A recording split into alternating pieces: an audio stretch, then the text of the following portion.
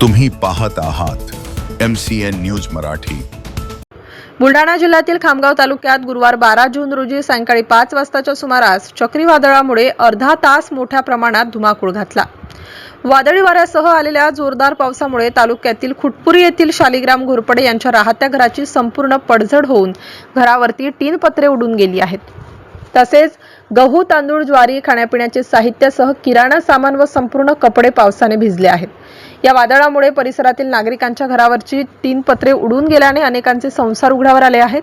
मात्र अद्यापपर्यंत प्रशासनाकडून या नुकसानीचे पंचनामे करण्यात न आल्याने सर्वसामान्य नागरिकांमध्ये तीव्र असंतोष निर्माण झाला आहे। संबंधित विभागाने सर्वे करून नुकसान भरपाई द्यावी अशी मागणी नुकसानग्रस्त नागरिकांकडून करण्यात येत आहे।